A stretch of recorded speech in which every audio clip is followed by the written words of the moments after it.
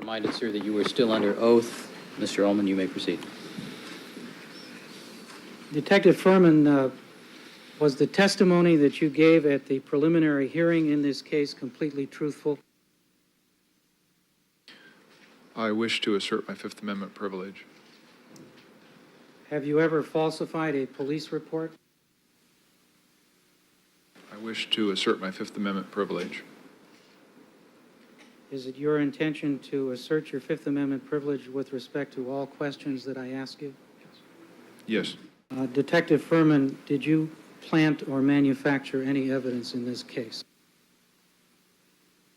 I assert my Fifth Amendment privilege. A little longer than a few minutes later. On the advice of counsel, I must respectfully decline to answer based on the physician-patient privilege and reliance on my right under the Fifth Amendment of the Constitution.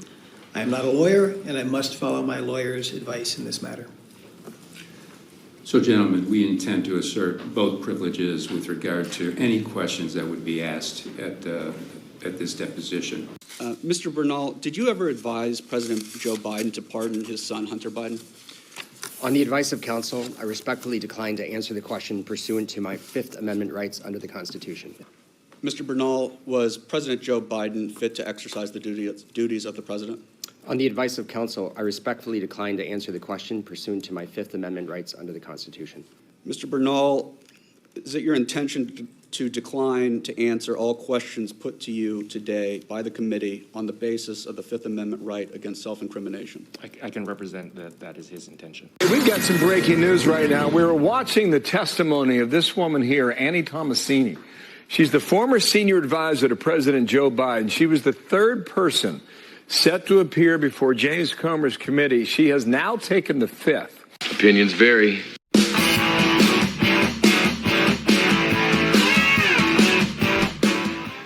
What's up, everybody? Welcome back to Opinions Balance Breakdown, episode 28. And we have a White House full of Mark Furmans. White House full of Furmans. That's what we have. All taking the fifth. 3 so far. His doctor, Jill Biden's chief of staff, and that last person we just saw there took it today. Another aide or whatever. Now, remember, if it doesn't fit, you must acquit. The famous Johnny Cochran line during the OJ trial. If it doesn't fit, you must acquit. And, you know, Mark Furman, he's the one they accused of planting the bloody glove. And then the famous picture of OJ standing there with his hands up with the glove barely on. And you know, if it doesn't fit, you must acquit. Well, in this case, if it fits, you must convict.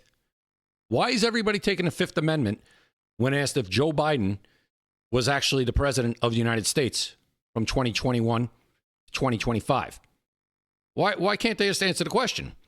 Now, listen, everybody has the constitutional right to take the Fifth Amendment to protect themselves against self-incrimination. However, if this was the other way around, all we would be hearing, number one, this would be the top story 24/7 on a loop on the news. You're barely hearing anything about this. Nothing. And meanwhile, all you hear about is you know what. I don't even want to say the name. The bright, shiny object that everybody's talking about, even conservatives, when they should be talking about this. Because for the last 4 years, we had a puppet who couldn't even be a puppet in the White House. And now we have everybody around him, including his doctor, taking the Fifth Amendment to protect themselves from telling the truth. That they knew he wasn't capable. That Joe Biden might have told them that he wasn't capable, that Joe Biden told them to do things on his behalf, or somebody else told them to do that.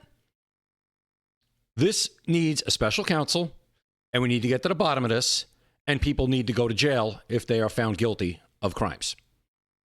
Because if this was the other way around, all the media would be saying, all the Democrats would be saying is this: if you're taking the Fifth Amendment, which is your constitutional right, they would be saying you're hiding something, and you're lying, and you're guilty.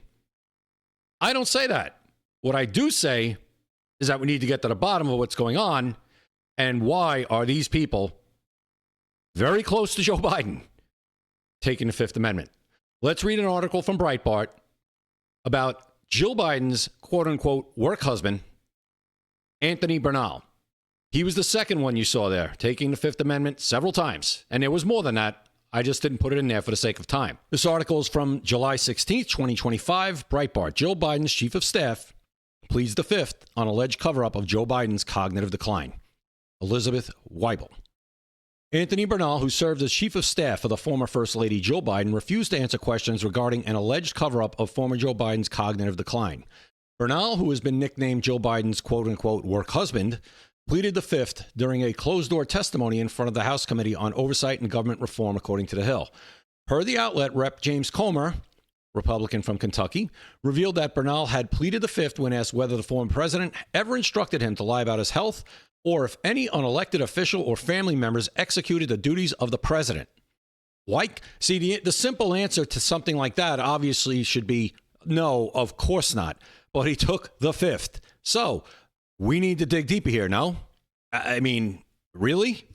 Special counsel? Hello? Anthony Bernal, Joe Biden's chief of staff, just invoked the Fifth Amendment during his congressional deposition, 𝐃𝐭 wrote in a post on X. This week, new reporting confirms President Biden's aides took unauthorized executive actions during his presidency amid his cognitive decline.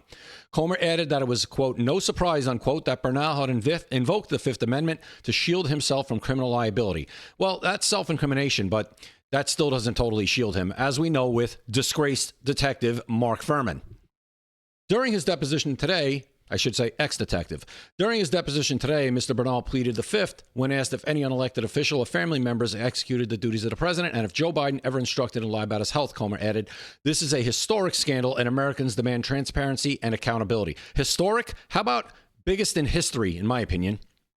Breitbart News reported in June that Bernal had been issued a subpoena from 𝐃𝐭, who serves as chairman of the House Oversight Committee. Got to do a better job at editing, Breitbart. Bernal on Wednesday told the White House Oversight Committee he would not sit for a transcribed interview about the allegations. Bernal had been slated to appear on Thursday, but pulled out after the Trump White House counsel's office informed former Domestic Policy Council Director Neera Tanden, who gave evidence Tuesday, that she wouldn't be granted executive privilege. Good. The subpoena came after an undercover Project Veritas video showed former Democratic National Committee Vice Chair David Hogg, we love David Hogg, we want him back in power, accusing Bernal of wielding unchecked power in the White House. Wow, David Hogg. Imagine if it was David Hogg who blows this whole thing wide open. So there you have it. Listen, special counsel time, all of these things that were signed by Joe Biden. What did he know about? All the pardons, all the executive orders, even the bills that he signed into law. Did Joe Biden have a clue what he was doing? Or did he even do it to begin with? Was he even aware that it was happening? All of this needs to be found out. And if so, we find out that people did things they weren't supposed to, they need to go to prison for a long, long time. Anyway, I'll leave it there. Tell me what you guys think. I appreciate you watching. Please catch my space on X every night, Monday through Friday at 5:30 p.m. Main Street meets Wall Street. Follow me here on X. Subscribe to me on YouTube. I really appreciate it. And I'll see you next time right here on Opinions Balance Breakdown.